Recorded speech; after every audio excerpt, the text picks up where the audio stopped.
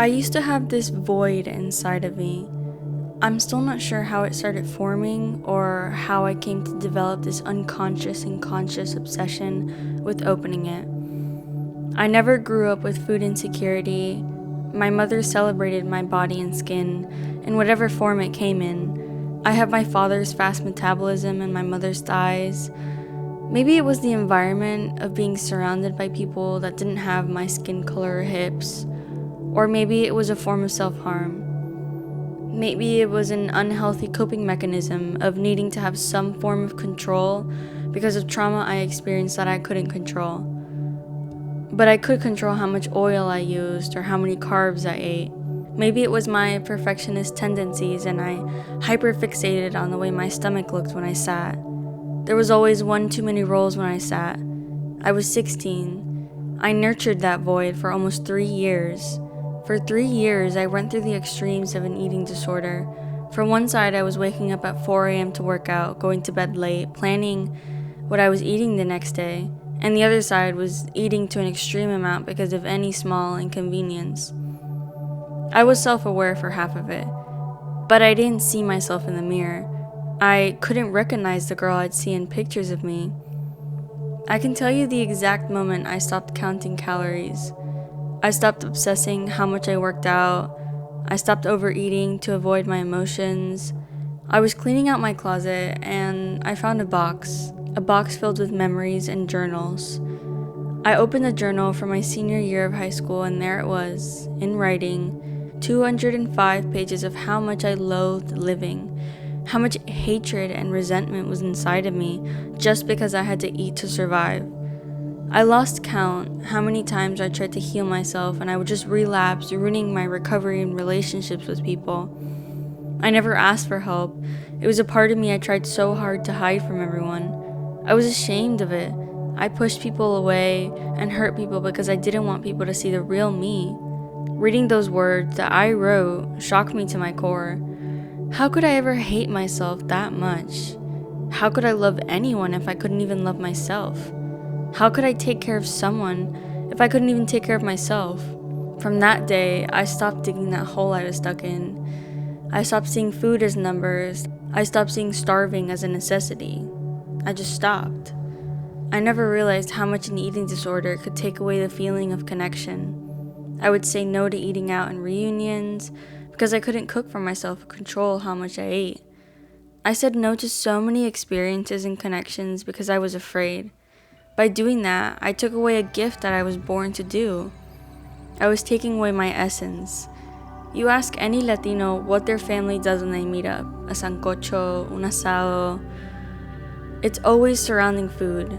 Cooking and eating brings together a sacred energy that's familiar and traditional. As Anthony Bourdain once said so perfectly, food is the best, purest example and expression of an entire culture. A regional identity. Food is everything we are. It's an extension of nationalist feeling, ethnic feeling, your personal history, your province, your region, your tribe, your grandma. Not allowing yourself to explore that part of your identity depletes and blocks an energy that thrives when you replicate a sandwich your grandma used to make. When your mom tells you the seasoning she uses when making frijoles. When you start measuring food with your heart, you give yourself a sense of freedom. The food we eat is not just a source of nourishment, but also a vital component of our cultural identity. Food is an open door to experiencing different cultures, not just our own. Something as simple as making an egg. There are hundreds of different kinds of ways to cook an egg, season an egg. Every single country you go to will be different.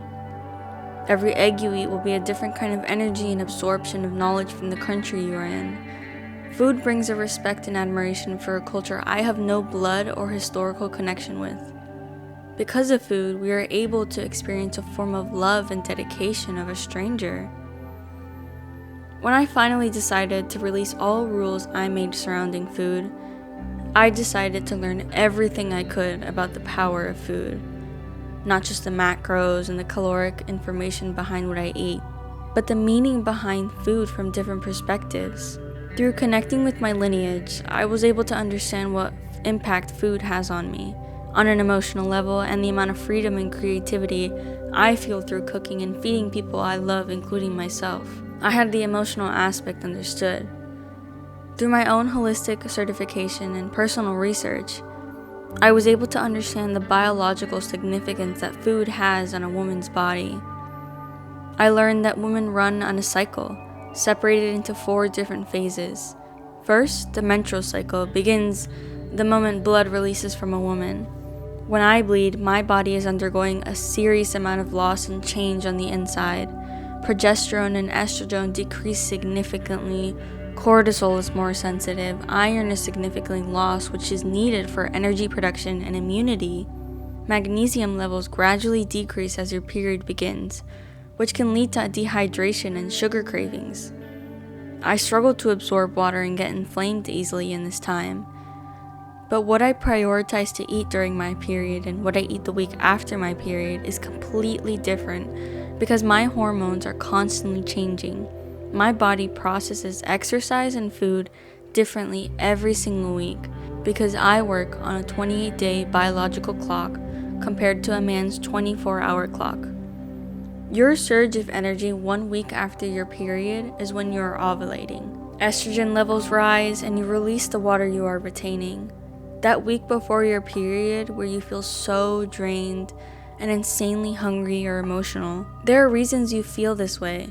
A scientific and biological reasonings why our bodies change so suddenly and quickly. Through eating the specific foods my body can absorb, my cramps are very minimum, I don't bloat, I'm able to move and function and prioritize my body's needs in each phase, including rest. Women have been told their entire lives by doctors to take medicine and do more exercise and eat less. You need to eat. You need to eat in order to properly support your body while going through all the phases. Food is what heals us, and I'm a testimony that eating doesn't distort you or change the way your hips look. Your perspective of food and your body impacts you more than you think. Food can guide you and heal you into a world where you aren't constantly trying to escape the body you are born in. I don't know what it's like to be a man or have a man's biological clock. Working on a 24-hour schedule benefits men more than they think. In order for women to see a difference in the way they feel and for the body to change its physical symptoms, she has to be consistent for at least 3 months. Once a man starts taking care of himself, eating food like steak, blueberries, yogurt, raw cheese, avocados, and magnesium-rich foods, you will immediately start to see results. A man's body is extremely adaptable with whatever environment it's in. It is truly a gift. Men's testosterone starts dropping significantly once they reach the ages 30 to 40, leading to hair loss, low sperm count, decreased muscle and bone density, insomnia, and a low libido. Just a few weeks of changing the way you eat and respecting your body, your testosterone and epigenetics will thrive. You are in charge of the way you feel. The way you live your life and how you feed yourself is up to you. I'm a firm believer that food doesn't make you unhealthy. How you view food makes you unhealthy. I believe food carries energy. Everything that comes out of this earth has a sacred amount of energy. Just as fruits, vegetables, and meat have their own energy line, so do humans. In Ayurveda, we are all made up of 5 different elements: air, water, space, earth, and fire. Some of us carry more fire inside of us with fast metabolisms. Others are obsessed and naturally gravitate towards warm dishes and vegetables containing more earth inside us. I come from my mother's womb. I was nourished by her, formed by her, but our elements are completely different. Our bodies metabolize things in opposite ways.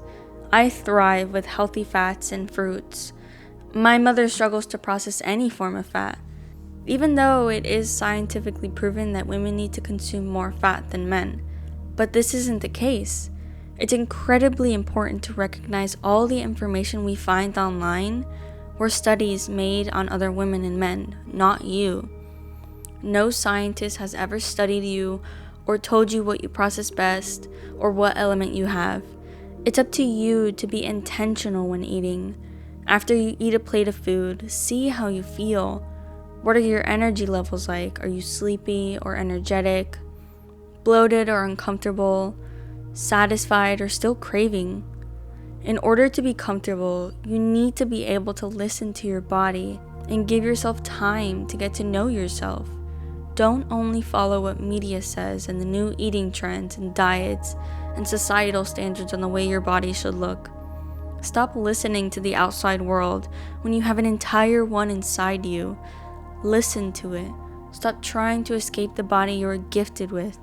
You have so much power and knowledge within yourself, you just have to listen. I understand people have ethical issues on eating meat. I respect and see that perspective and way of thinking. It's a form of devotion people have towards animals and plants. For me, personally, I cannot eat without animal proteins. My body is wired and has generations of women and men inside of me that have been eating meat for years. Colombian culture takes great pride in the effort and way of taking care of and preparing animals. It is something that is ingrained in me, a part of me that I would be dishonoring if I go vegan. Having said this, there is also a responsibility to carry when one eats meat. Around the world, there is an overwhelming amount of overconsumption surrounding the meat market. This overeating, lack of responsibility and honor does lead to disease and imbalance in one's body. Forgetting the gracious ceremonies, thoughts, and intentions our people used to embody through every meal takes away the respect we should have for the animals we consume. In the book Braiding Seagrass, the author explains the ongoing tradition her indigenous people follow, the honorable harvest, to take only what is given, to use it well, to be grateful for the gift and to reciprocate that gift. The honorable harvest invites a way of being in relationship with the natural world. Obviously, it may be incredibly difficult to cultivate a relationship with what we eat because we have little to no idea where it came from, how it grew, and what it was fed. There are many walls debilitating our ability to foster appreciation, with private companies owning grocery stores and inflation rates rising. Eating healthy food has become a luxury when it should be a right. Having a pure, meaningful connection with what you eat on a daily basis, no matter where it comes from or the quality, brings an energy that you feel once it enters your digestive system. If an animal gives its life to feed me, I am in turn bound to support its life. If I receive a stream's gift of pure water, I am responsible for returning a gift in kind.